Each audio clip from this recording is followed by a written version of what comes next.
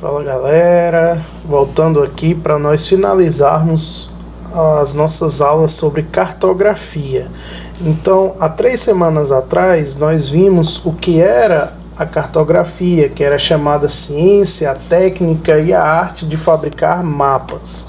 Nós vimos também alguns elementos importantes para que aquele papel, para que aquele desenho seja considerado um mapa, né? Então, era necessário que esse mapa tivesse um título, fosse composto pelas coordenadas geográficas, tivesse a orientação representada ali pela rosa dos ventos, tivesse a escala, que é a relação de proporção entre aquilo que eu tenho na realidade e aquilo que vai ser representado no mapa, e por fim que esse mapa tivesse uma legenda. A legenda é justamente os elementos simbólicos que vão representar no papel, representar no mapa aqueles elementos reais. O que seriam esses elementos reais? Poderia ser um hospital, poderia ser uma escola, enfim. E aí eu represento esses elementos reais no mapa através de símbolos, e nós chamamos isso de legendas ou convenções. Tranquilo? É importante também nessa aula de hoje vocês perceberem que, como eu disse lá há 3 semanas atrás, a cartografia ela é uma técnica, e essa técnica significa dizer que eu vou me acompanhar, né? Eu vou me apropriar, essa é a palavra mais correta, eu vou me apropriar de um conjunto de objetos técnicos que vão me dar suporte na hora de construir o mapa. Então é o que a gente chama de tecnologia. Então, as novas tecnologias da cartografia, elas tratam justamente dessa perspectiva. É você aliar essas técnicas mais modernas para eu conseguir mapear um local, para que os cartógrafos, os geógrafos, enfim, possam mapear aquele local. Então, imagina que os mapas antigos, como nós falamos, eles eram feitos a partir da observação. E claro que eu usava aquelas técnicas de medição, aquelas técnicas matemáticas, mas elas partiam basicamente da observação de campo daquele local. Hoje essa observação de campo passa a ser ampliada, como nós vamos ver mais tarde aqui nessa aula.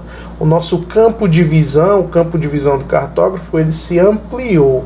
As técnicas determinadas pelos novos softwares, eles se ampliaram. Então hoje você consegue fazer mapas mais precisos, e isso é importantíssimo para o conhecimento que nós temos do mundo. Por quê? Porque eu tenho mapas mais precisos, eu consigo detalhar mais os elementos.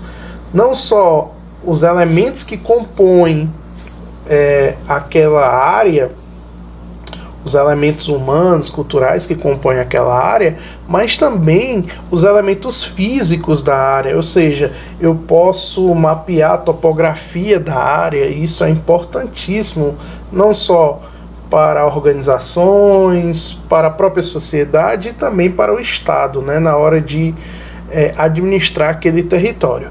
Então, sem mais delongas, para a gente não ficar aqui numa introdução muito longa, vamos tentar entender que elementos são esses e que técnicas são essas que vão possibilitar esse novo olhar da cartografia.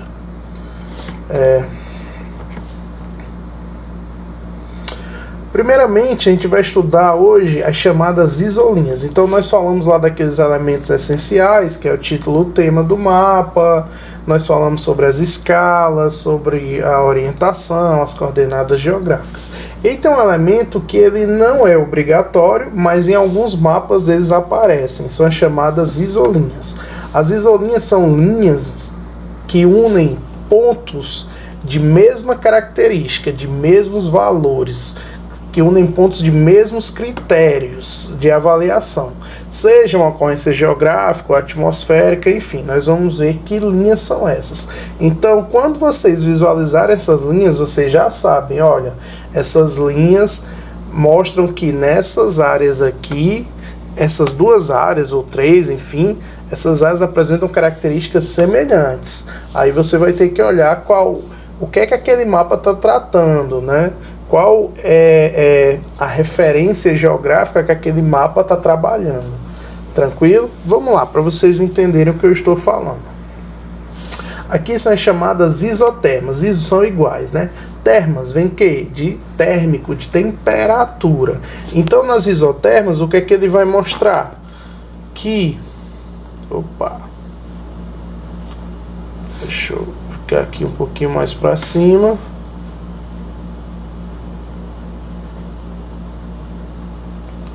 Pronto. Deixa eu mostrar aqui para vocês.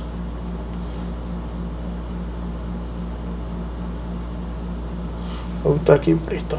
As isotermas vai mostrar justamente isso aqui, ó. Toda essa área aqui.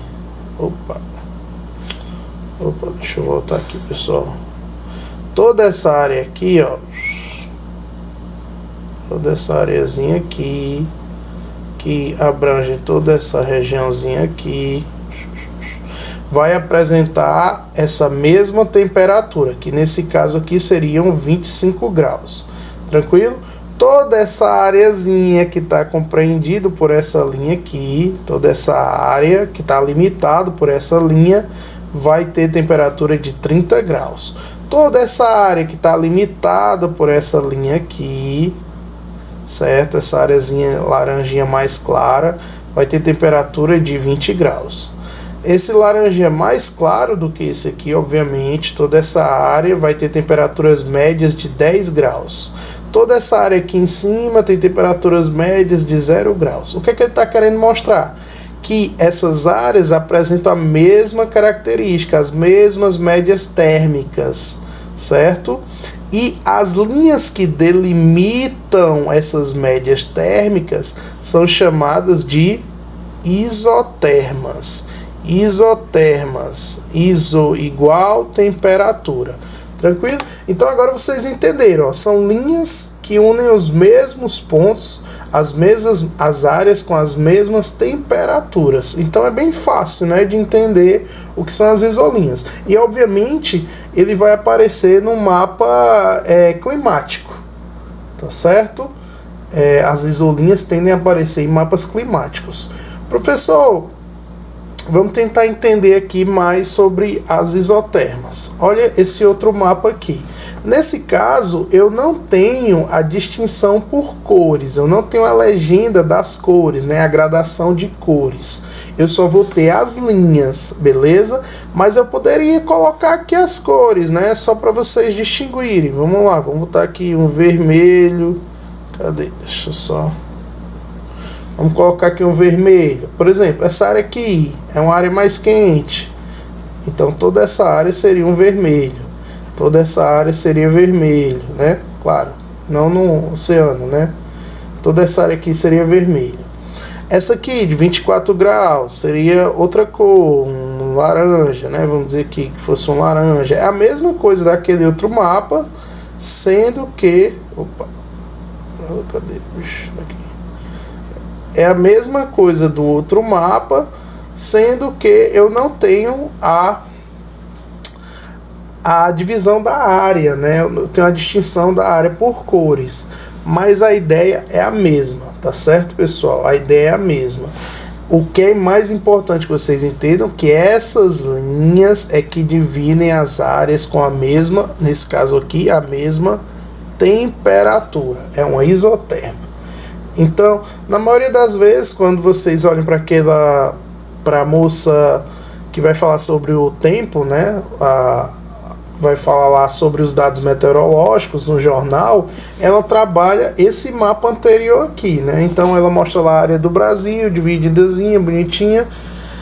Então, dentro desses critérios aqui. E aí, claro que é mais fácil você distinguir pelas cores, né? Você distingue o polígono, distingue a área, do que você distinguir só as linhas. Mas o mapa pode só aparecer dessa forma aqui, né? Só com as linhas sem a área sendo definida por cores. Mas no final vocês sabem, ó, toda a área que abrange aquela linha, que está limitado pela linha, apresenta as mesmas características. Nesse caso, dessa isolinha aqui, ela é chamada de isoterma.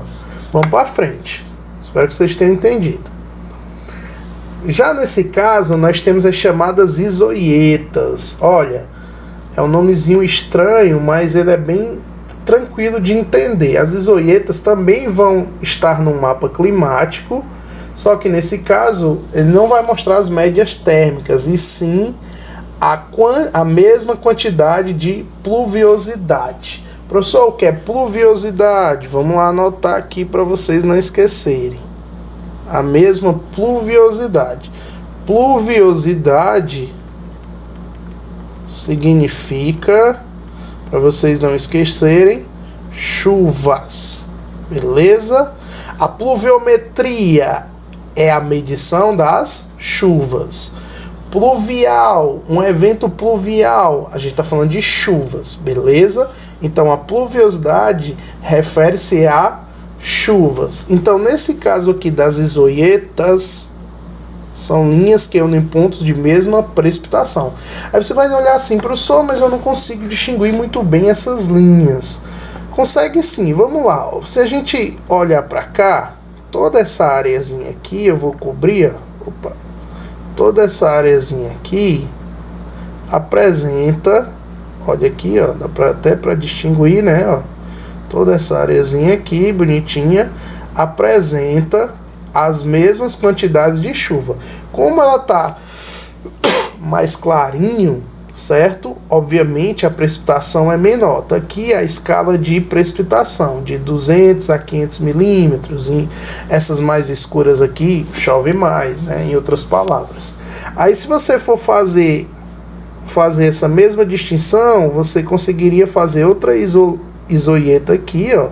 Outra linha, né, de mesma pluviosidade aqui, que é diferente daquela outra, certo? Bem aqui você consegue fazer outras duas isoietas que tem a mesma característica dessa aqui, ó, enfim, né, bonitinha. E aí você poderia distinguir várias linhas, ó, do jeito que vocês estão visualizando aqui. Beleza? Cada areazinha que está entre essas linhas apresenta os mesmos valores de pluviosidade. Então, qual é a característica das isoietas? São linhas que vão aparecer no mapa que demonstram que aquelas áreas apresentam a mesma quantidade de pluviosidade, ou seja, a mesma quantidade de chuvas acumuladas durante um ano. Beleza? Acumuladas, não é chuvas pontuais. Então eu meço essa quantidade de chuvas acumulada para que eu tenha o valor total da pluviosidade. Beleza? Então é bem fácil. Vai aparecer, obviamente, no mapa climático também. Então aquele lá das isotermas e esse aqui são as isoietas. Lembrando, quando vocês assistem o jornal, né, o telejornal, ele sempre mostra as áreas de precipitação no país e sempre mostra as áreas de temperatura naquele dia. E se você traçar as linhas, você vai encontrar tanto, no caso da temperatura, as isotermas, e se você olhar para as chuvas, vai encontrar as isoietas. Bem simples, né? Bem básico, espero que vocês tenham entendido. Vamos para frente. Aqui é o mesmo exemplo que eu usei, só que nesse caso, ó, é por isso que vocês têm que olhar para o título do mapa. Ó. Olha para o título do mapa, ele diz o quê? Brasil, isoietas anuais. Aí você tem que saber o que são as isoietas. Nesse caso, as isoietas são o quê? A mesma quantidade de chuva. São linhas que unem pontos de mesma pluviosidade. Então, só para relembrar, linhas que unem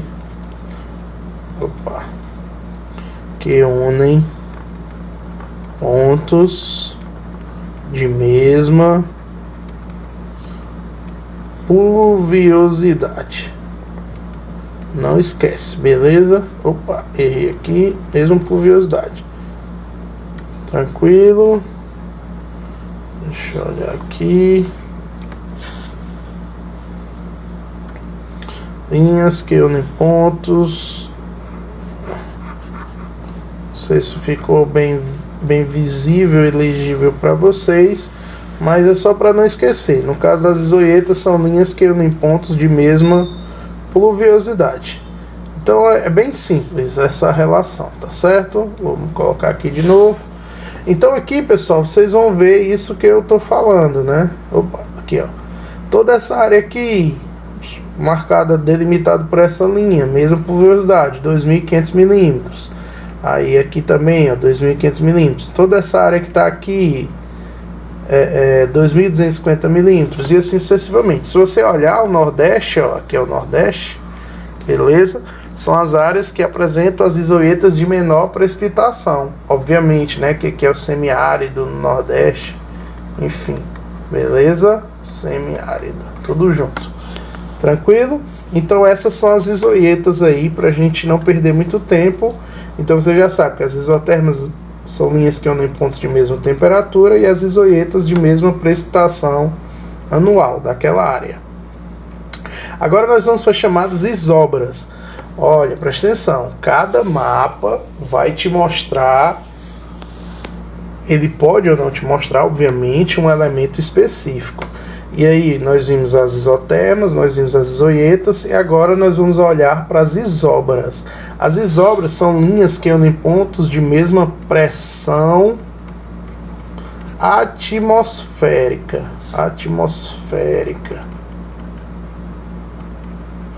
A mesma pressão atmosférica, não esqueça. São linhas que unem pontos de mesma pressão atmosférica. E a pressão atmosférica vai ser dada por essa medida aqui, né? Essa unidade de medida que é chamada hectopascal. Pessoal, na pressão atmosférica tem uma coisa importante que nós vamos estudar mais lá na frente, quando nós formos falar sobre climatologia, certo? Nós vamos falar sobre clima, sobre tempo. É que a pressão atmosférica, o que se sabe é o seguinte, ela tem uma estreita relação não só com a altitude.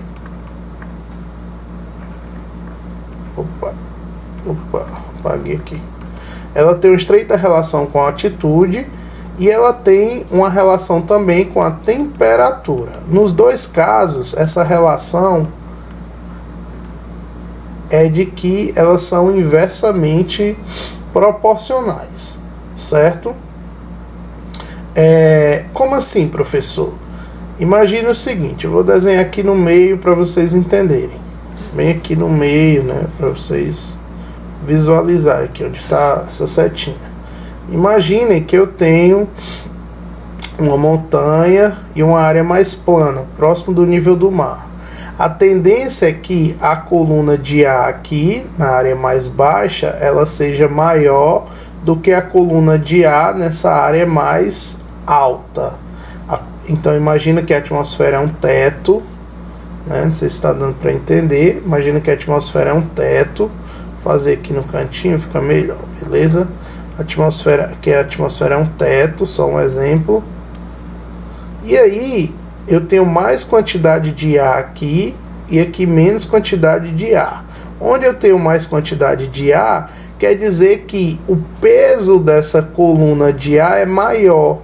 A massa de ar, né, ou seja, a quantidade de partículas da atmosfera aqui são maiores. Então, o peso exercido dessa coluna de ar sobre o corpo, né, nós vamos chamar isso de pressão da atmosfera. Assim como tem a pressão da água, né? Quanto mais profundo você está, maior a pressão da água. Então, imagina que a atmosfera exerce um peso sobre nós. Então, quanto maior a quantidade, quanto maior for essa coluna de ar, ou seja, nesse caso seria menor a altitude, maior a pressão atmosférica.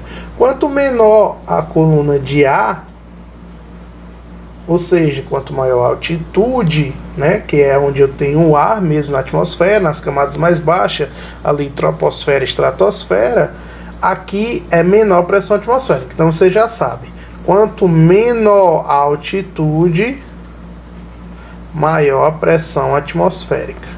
Quanto maior a altitude, menor a pressão atmosférica.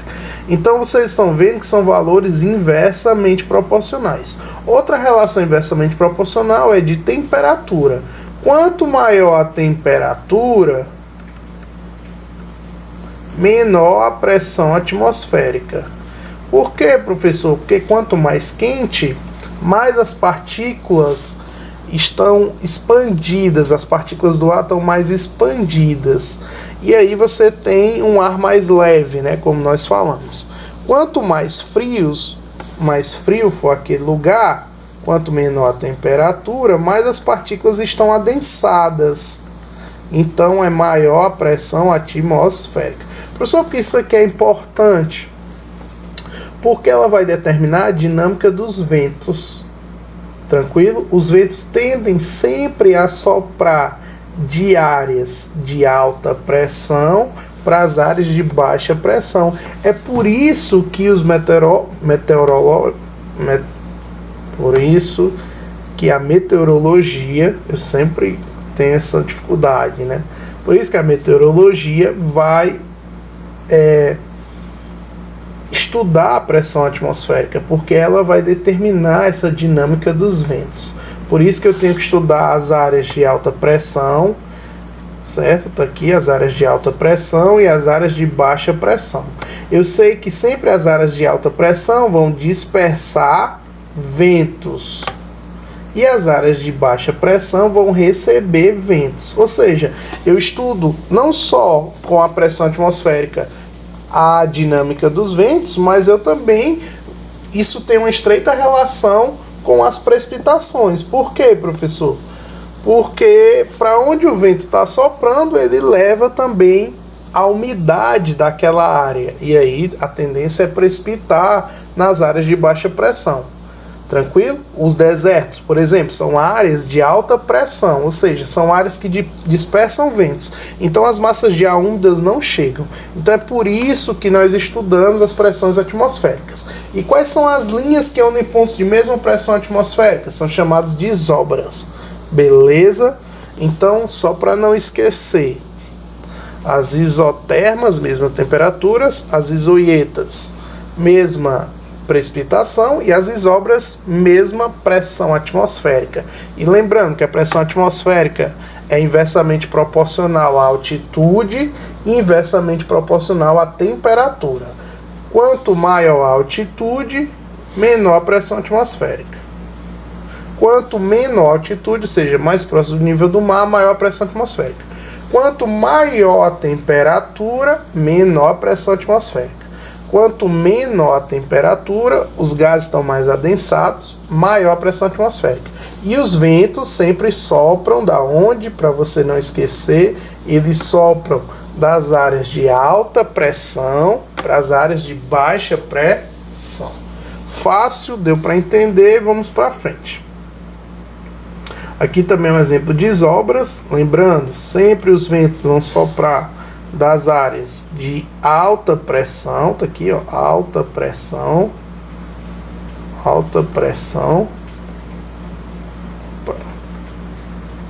para as áreas de baixa pressão, beleza? Isso é importante, áreas de alta para baixa pressão. Então, nesse caso, eu posso dizer que essa área oceânica aqui está mais fria e aqui essa área oceânica está mais quente, né? Já que não tem a relação da altitude. Tranquilo? Então, os ventos vão estar soprando daqui para lá. Beleza? Ou daqui para cá, enfim, né? Aí nós vamos formar as chamadas frentes, né? Claro que nós não vamos detalhar isso aqui, mas só para vocês entenderem como o mapa é importante, porque ele consegue, se eu conseguir mapear as áreas de pressão atmosférica, eu vou entender a dinâmica do tempo naquela região. Então, essas áreas são mapeadas, né, enfim, através daqueles mapas que vão estar nos computadores, enfim, essas áreas são mapeadas diariamente, para que eu saiba a variação da pressão atmosférica e, consequentemente, eu saiba a dinâmica dos ventos, eu saiba as áreas de precipitação ou não, as frentes, a formação das frentes frias, as frentes quentes, a partir da movimentação das massas de ar. Mas isso aqui é um assunto, pessoal, que nós vamos ver lá na frente, então eu não quero esticar muito a baladeira, beleza? Vamos para frente aqui. Aí nós temos as isóbatas, né, porque vem de batimetria, que é a profundidade dos oceanos, e nesse caso ele vai determinar as áreas de mesma profundidade. Tranquilo? Então imagina que um lago, que um oceano, que um rio não tem a mesma, ela não é totalmente plano, né? Não tem a mesma profundidade. Então você vai ter áreas assim, assim. E aqui, vamos dizer, né, que é um rio. Vamos dizer que é um rio, pode ser um oceano, enfim. E cada regiãozinha dessa representa uma área específica de profundidade. E aqui esses mapas vão fazer justamente esse mapeamento, beleza? Vocês estão vendo aqui que aqui é o litoral e aqui é o oceano. E é óbvio, né, pelo menos até um certo ponto, que quanto mais você avança no oceano, mais a profundidade aumenta. Tranquilo? Mais a profundidade aumenta. Tudo bem? Então é isso aí que ele vai estar aqui mapeando. 25 metros de profundidade, 50, 75 metros, 1000, 1900, 3000 metros de profundidade. Saindo do que a gente chama de plataforma continental para justamente a área oceânica, né, que a gente chama. Tranquilo? Aqui seria o mar, a gente chama isso aqui de mar territorial do Brasil, que são as fronteiras, são as fronteiras oceânicas do Brasil. Toda essa área aqui é a área de domínio do Brasil. Beleza? Mas eu não quero falar especificamente disso. Eu quero falar o quê? Que as isóbatas são linhas que unem pontos de mesma profundidade. Opa! Beleza? Agora vem para a parte mais importante do nosso assunto, que é a que vai ser cobrada, e eu quero que vocês prestem muita atenção nesse momento. Aqui nós vamos falar das chamadas isópsas, ou as chamadas curvas de nível. Pessoal, isso aqui é um dos elementos mais importantes quando eu mostro mapas topográficos. Imagina que eu quero representar o relevo daquela área, e vocês sabem que a superfície terrestre é bastante irregular. Então, se eu for mapear, por exemplo, se eu quero mapear essa área aí onde eu vou construir a escola, primeiro eu tenho que deixar o terreno plano. Não é verdade? Eu vou mapear isso, imagina não, o que aconteceu? Houve a construção da escola. E aí, eles precisavam ter um mapeamento daquela área para saber como é que é o nível do terreno na escola. Ou seja, vai ter áreas mais elevadas, áreas mais baixas e assim sucessivamente. Por quê? Porque eles precisam fazer a base, o alicerce, e aí fazer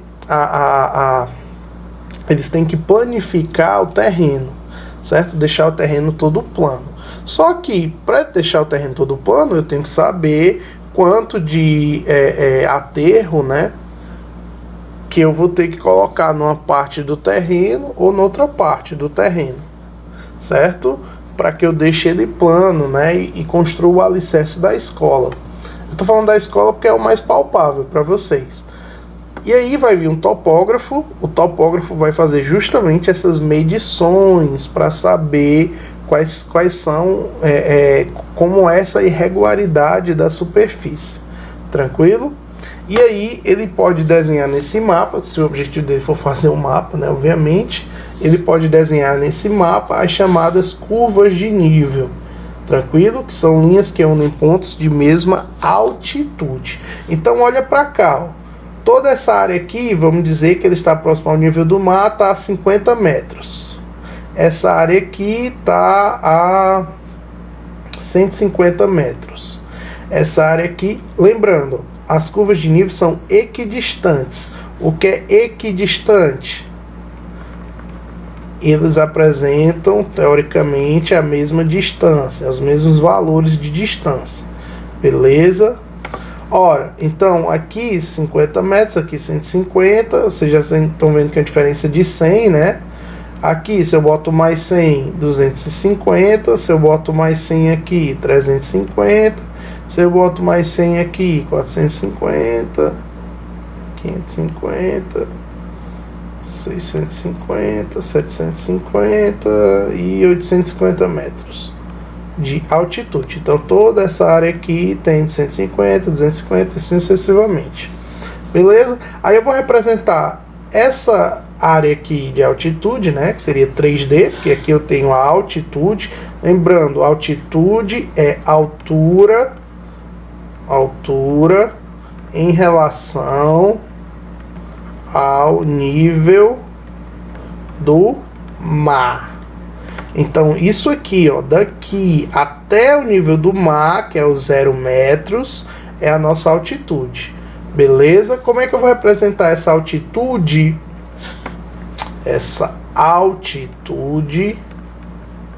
Como é que eu vou representar essa altitude no mapa planimétrico, no mapa plano? É através das curvas de nível, são essas curvinhas aqui, ó. Beleza? Obviamente que ele vai dizer, olha, mapa topográfico do Rio de Janeiro. Aí você já sabe que ele está querendo demonstrar a altitude daquela região, né? No caso aí o Aurca, né? O Morro do Pão de Açúcar, enfim. Tranquilo, a Enseada de Botafogo, bonitinho.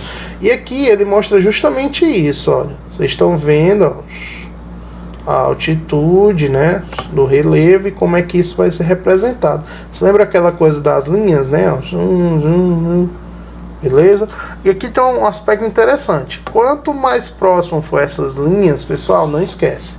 Quanto mais próximo forem as linhas, e nesse caso aqui as curvas de nível, maior é a altitude. Quanto mais distante forem essas linhas, elas são equidistantes, né, nesse caso. Né, eles vão apresentar valores, ó, 200, 250, 300 e tal. Mas elas podem ser mais próximas ou mais distantes. Se elas forem mais distantes, mais plano é o terreno. Então não esquece, isso aqui é fundamental. Quanto mais próximo, mais alto, maior altitude. Quanto mais distante umas das outras, mais plano é o terreno.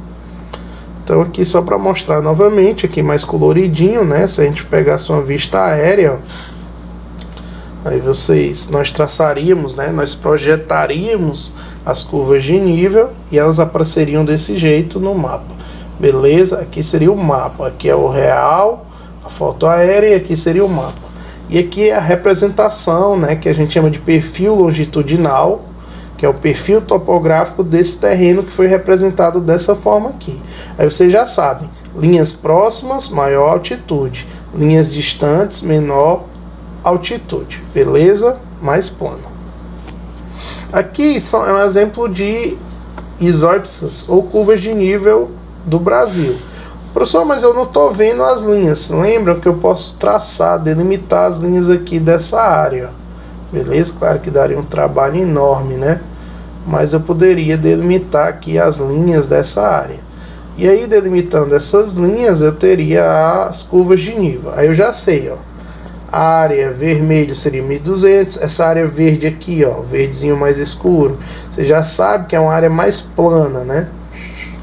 Beleza? Você vai ver que essas linhas, se eu for traçar, elas ficam mais próximas. Então eu sei que essa área aqui é a área mais alta, né?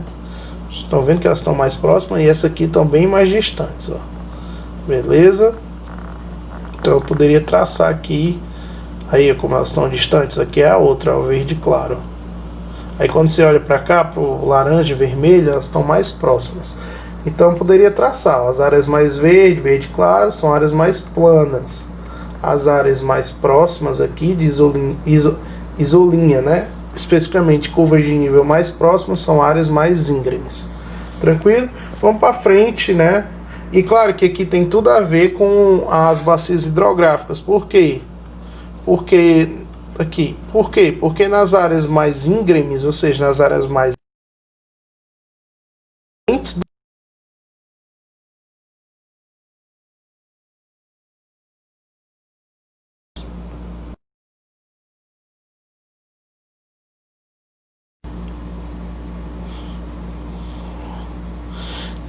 E nas áreas mais planas, é a área onde o rio vai correr, né, bonitinho, vai formar suas margens até ele desaguar aí no oceano, especificamente.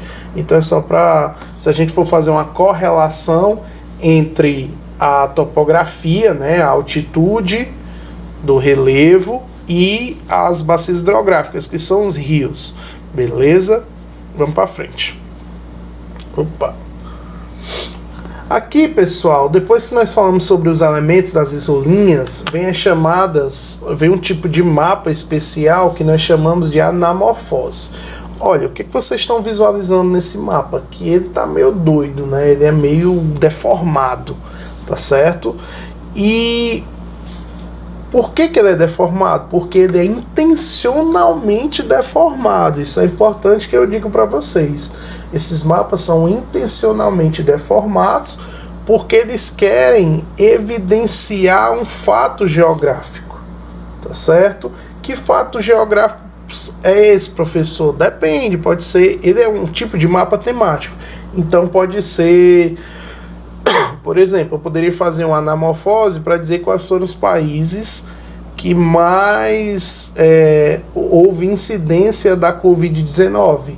Então você pegaria agora os Estados Unidos, aí pegaria o Brasil, né? O Brasil aí nessa estatística trágica, e assim poderia construir esse mapa deformado para evidenciar que aquelas áreas têm mais incidência de coronavírus. E aqui eu não peguei o coronavírus, peguei os usuários de internet do mundo. Ora, o que é que vocês estão visualizando? Aqui é os Estados Unidos, pessoal. Beleza? Aqui é a Europa, aqui é a Ásia, né? A China, aqui o Japão, ó. Beleza? E olha aqui a América Latina, né? Claro que a América Latina começa aqui do México, né? Bonitinho, ó. Beleza? Olha aqui para a África, vocês nem perceberam o que é a África, né? Então, esse mapa ele é um mapa ilustrativo, de fato. Ele não tem o rigor científico, técnico de ter o título, o tema, as coordenadas, todos aqueles elementos que vão compor o mapa. O objetivo dele é mostrar, é evidenciar um aspecto específico da sociedade. Ele é quase como se fosse um gráfico, né? Para você fazer uma leitura, ó. Usuários de internet no mundo. Quando você olha para esse mapa deformado, você já sabe onde é que tem mais usuários. Aqui, aqui, aqui. Onde é que tem menos? Aqui na África, na América Latina e assim sucessivamente. Beleza? Vou pegar aqui mais um exemplo de uma anamorfose. Então tá aqui o conceito de anamorfose, são mapas esquemáticos sem escala cartográfica, isso aqui é importante, sem escala cartográfica. Ele não tem o objetivo de fazer uma relação proporcional entre a área real e a área do mapa, então não tem escala. Que sofrem deformações matematicamente calculadas. Ó, isso aqui é importante. Por que é matematicamente calculado? É como se fosse um gráfico. Aqui nesse caso tem mais usuários, então ela vai ser mais deformada. Tem menos usuários, menos deformada. Então esse é o verdadeiro critério, beleza? A ser considerado. Aqui é outro exemplo, só que nesse caso é um mapa de mortes causadas pelo vírus HIV. Olha, o que foi que mudou? Olhe para cá, você quase não visualiza a América do Norte, quase não visualiza a Europa, aí você consegue visualizar a Índia, consegue visualizar o continente africano, certo? Como os casos mais críticos aí de mortes por HIV, né? AIDS, enfim. Tranquilo? Então esses mapas são ilustrativos para você representar um tema específico, mas eles não seguem um rigor técnico para ter os elementos do mapa, enfim. São mapas bem ilustrativos mesmo, só que é importante, eles são ilustrativos, mas eles evidenciam um elemento daquela realidade. Tranquilo? Ele tem um tema específico, isso aqui é importante. E aí você vai analisar, ó. Quanto mais deformado for aquela área, mais incidência daquele fenômeno. Quanto menos deformado, né, ou seja, na verdade não menos deformado, mas mais estreitinho, né, for aquele mapa, por exemplo aqui, ó, menos incidência. Aqui é a Oceania, ó. Você nem vê a Austrália direito, né? Então menos incidência de HIV. E agora vamos para as novas tecnologias da cartografia. A gente poderia dividir essa aula em duas, né? Mas eu vou fazer uma aula corrida. E aqui eu só quero salientar, mostrar para vocês como é que funciona, como é que eu construo os mapas a partir dessas novas técnicas, né, da cartografia. A principal técnica da cartografia que nós temos hoje é o chamado geoprocessamento. Tranquilo? Imagina que antigamente o cartógrafo ele fazia isso, só que fazia isso de maneira manual, certo? Então ele ia lá no campo, ele fazia as medições para começar a desenhar e colocar os seus elementos artísticos naquele mapa. Hoje os mapas são geoprocessados. O que é isso? Eu vou olhar para a realidade e como é que eu consigo enxergar essa realidade? Eu posso enxergar a partir disso aqui, ó, a fotogrametria. Certo? O que é a fotogrametria, professor? Ou a partir disso aqui, ó, sensoriamento remoto. Aqui é a forma de eu visualizar aquela área. Então eu vou a campo, mas eu pego imagens, beleza? Daquela área. E essas imagens podem ser de um objeto remoto. O que seria esse objeto remoto? Poderia ser um satélite, poderia ser uma imagem de um drone, né? Que nós vamos chamar aqui de VANT, certo? Que é um veículo aéreo não tripulado. Ou poderia ser um avião, como antigamente, um avião, um balão, beleza? Um balão. Tudo isso vai compor as chamadas imagens remotas, ou sensoriamento remoto. Eu posso fazer as medições em campo, né, que faz parte dessa fotogrametria, né, daquela área. Depois, professor, para onde é que eu vou? Eu vou vir para cá. Eu vou vir para cá e vou vir para cá. Por quê? Porque eu vou localizar.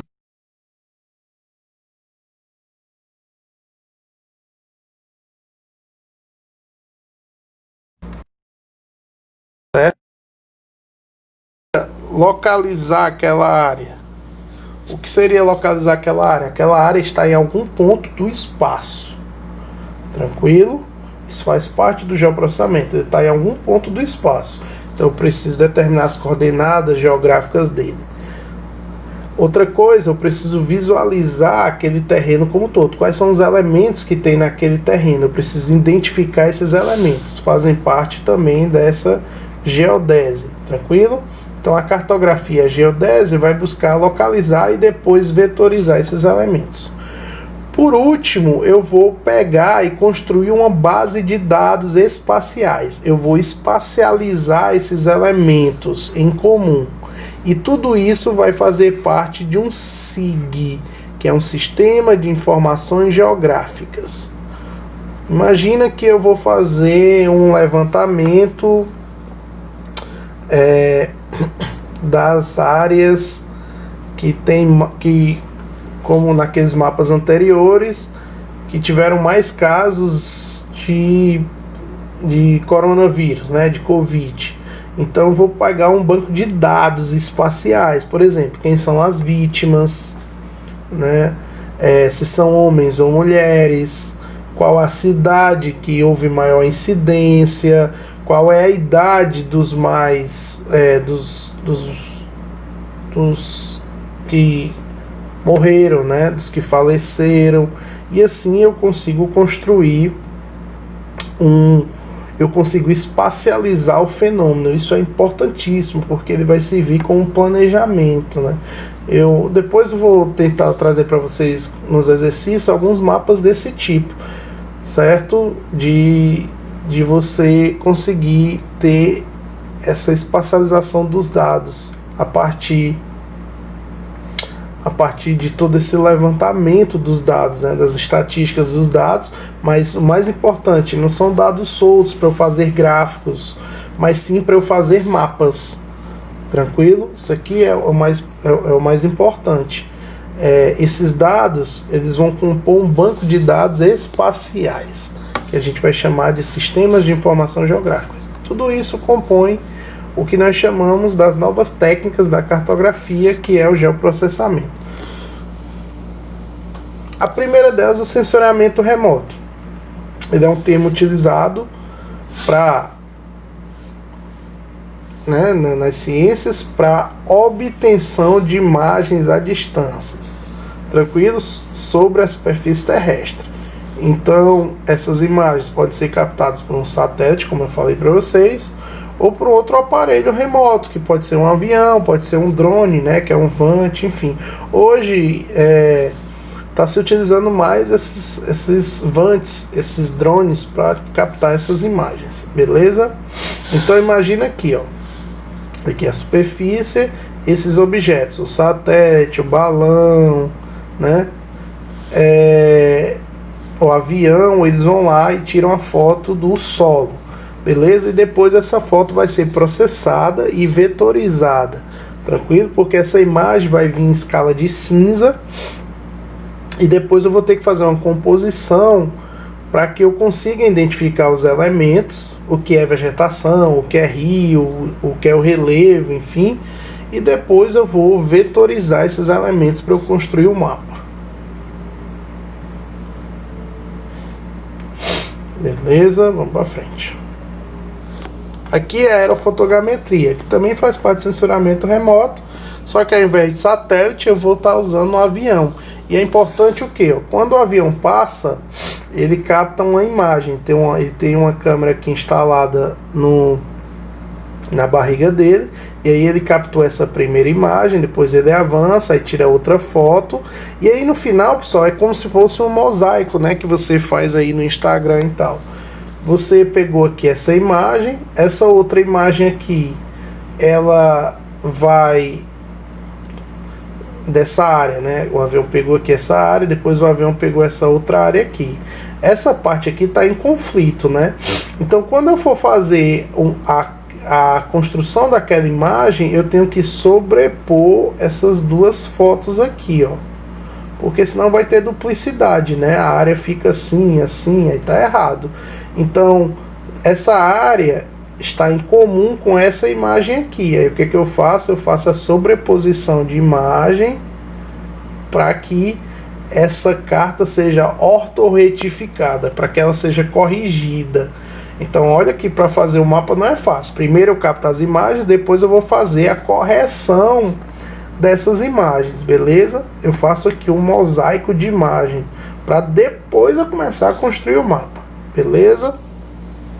Aqui são as órbitas geoestacionárias. Nesse caso aqui, o que é uma órbita geoestacionária? Ela segue a mesma trajetória, certo? E nesse caso ele vai captando imagens, por quê? Imagens diferentes, por quê? Porque a Terra vai girando, Tranquilo?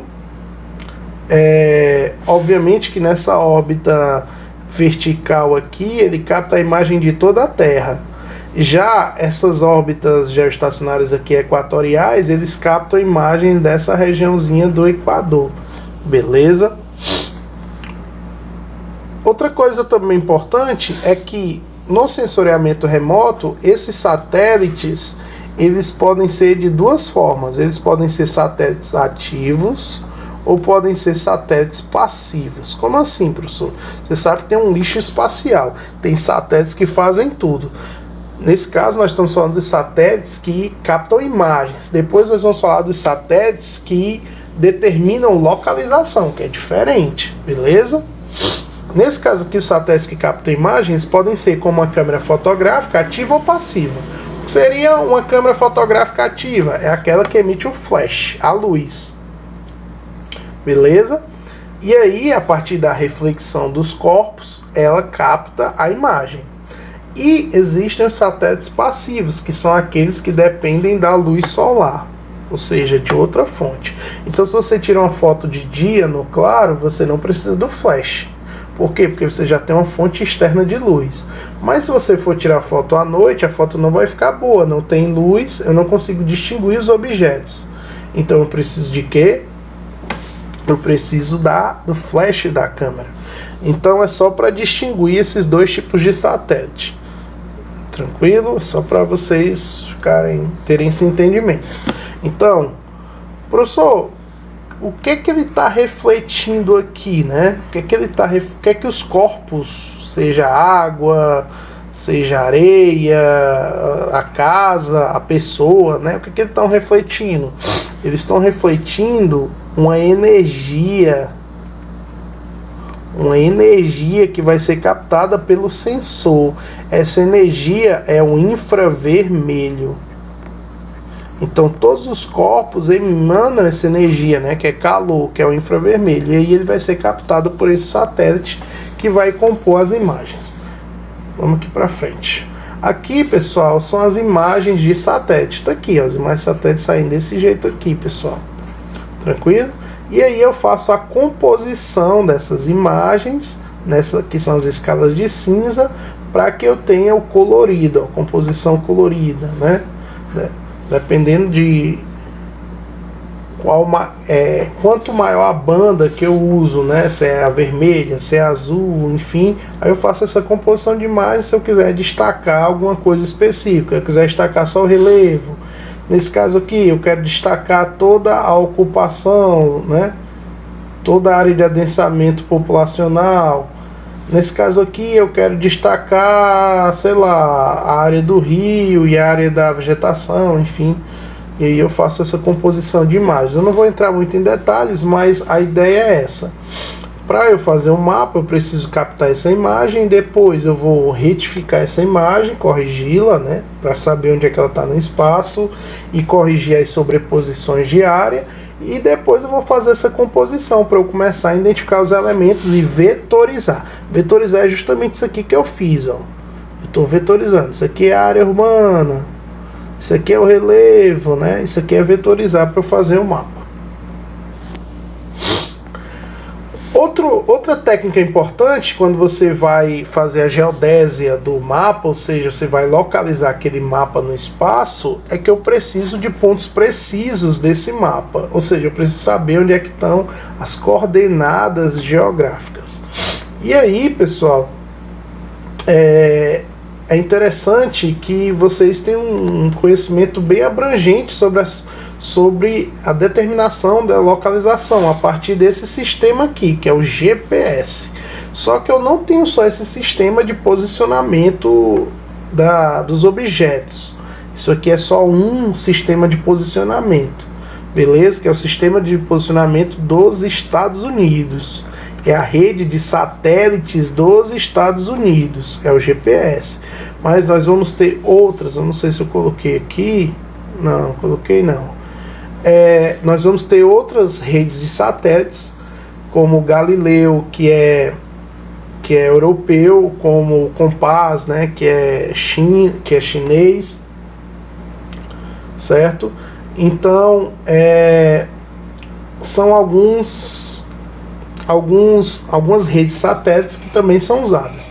Nós usamos mais a do GPS, né, que é a Global Position System, que é a dos Estados Unidos. E aí, em que consiste o GPS? Você vai ter uma rede de satélites, certo? São 24 satélites aí orbitando a Terra, enfim. E aí, quando você está aqui, ó, bonitinho o carro, eles vão fazer uma triangulaçãozinha, né? Cada satélite, para saber uma triangulação. Triangulação é isso aqui, pessoal. Ó. Isso aqui e isso aqui. Vou fazer aqui bonitinho. Não vai ficar tão bonitinho, mas vocês vão entender. Ó, quando eu faço essa triangulação aqui,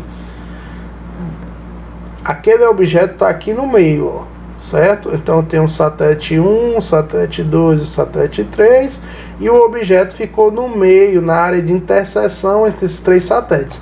Então essa é a posição do... Aqui vai ter uma latitude e vai ter uma longitude. Então essa é a posição daquele meu objeto. Pode ser um carro, um avião, em cima, uma pessoa, enfim. Beleza? Isso é como o GPS vai funcionar. E aí, se essa pessoa se desloca, obviamente ela vai ter também outra rede de satélites aqui para estar dando a posição dela. Beleza? Vamos para frente. E aí nós estamos chegando aqui na parte final, que é os sistemas de informação geográfica. Essa aqui é a parte que eu considero mais interessante. Ele vai pegar um conjunto de ferramentas que permitem armazenar, analisar, manipular, processar, manejar grande quantidade de informações geográficas, nos softwares, no hardware, enfim. Ora, olha para cá. O que seria isso? Eu tenho um mundo real, aqui eu começo com isso aqui, beleza, aí eu vou começar a levantar dados desse mundo real. O que seriam os dados? Poderia ser lá o caso da incidência da Covid-19. Depois eu vou tratar esses dados, eu vou manipular. O que é manipular os dados? Manipular não é enganar aqui não, tá bom, pessoal? Manipular é você separar, você dividir esses dados, né, por classes. Eu vou dividir por classes. Então, por exemplo, aqui são as mulheres, aqui infectadas, aqui são os homens infectados. Depois eu vou dividir por idade. Depois eu vou dividir por sexo. Depois eu vou dividir qual é a área, onde é que está mais ocorrendo.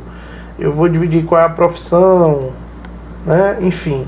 E aí eu faço as análises depois que eu começo a ter um produto, né? Que eu tenho um produto e o produto é dinâmico porque os dados vão se atualizando. Então, depois que eu construir o primeiro mapa, eu só vou atualizar o banco de dados que vão estar espacializando e vão estar mudando aqui nesse mapa. E aí, a partir desse produto, eu vou fazer a tomada de decisão. Então, você vai dizer, olha, o Brasil teve mais casos de coronavírus. Por quê?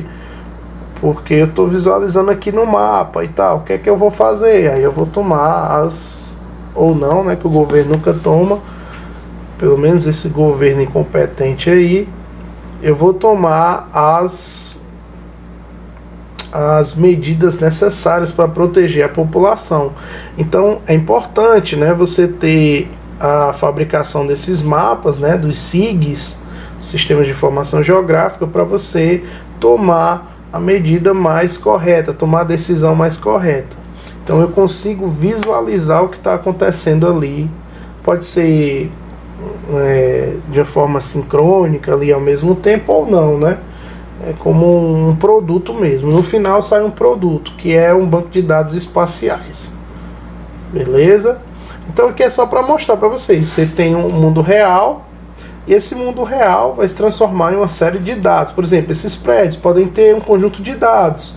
Eles podem mostrar, por exemplo, a altura do prédio, quantas pessoas, o que é que funciona aqui nesse prédio. Se eu for captar aqui das árvores, as árvores vão me dizer qual é o nome científico, qual é a espécie, certo? Qual é a idade, né? Dá para estudar depois e colocar aqui a idade. Então isso aqui são os dados do mundo real, beleza? Se eu tenho essa estrada aqui, quanto foi construída, qual é a dimensão dela, quantos quilômetros, assim sucessivamente. Então todo elemento da natureza, todo elemento cultural que você encontrar aqui, ele vai te dar uma série de dados. E esses dados vão ser espacializados, né, no mapa. Tranquilo? E no mais, pessoal, sendo bem pontual, essas são basicamente as técnicas, né? Não só os elementos, que são as isolinhas que nós falamos no começo, e essas são as técnicas para fabricar os mapas. Então, dentro do geoprocessamento de mapas, eu vou aplicar a fotogrametria, vou captar essas imagens através de um sensoriamento remoto ou não. Depois eu vou localizar aquele espaço, fazer a geodésia a partir da localização, que é o GPS. E por fim eu vou fazer todo esse levantamento de dados e espacializá-lo, que é o sistema de informações geográficas. Tranquilo? Espero que vocês tenham entendido a aula. Foi uma aula relativamente longa, mas com isso nós finalizamos o conteúdo de cartografia e vocês podem estar resolvendo as questões que estão no TD. Eu acredito que na próxima semana a gente vai estar resolvendo essas questões juntos, em conjunto. Tranquilo? No mais é isso. Obrigado. Um grande abraço a todos. E qualquer dúvida, vocês me procurem aí nas redes sociais, tá certo? Ou então coloquem as dúvidas aí nos comentários que eu vou tentar responder para vocês. Um abraço, tchau.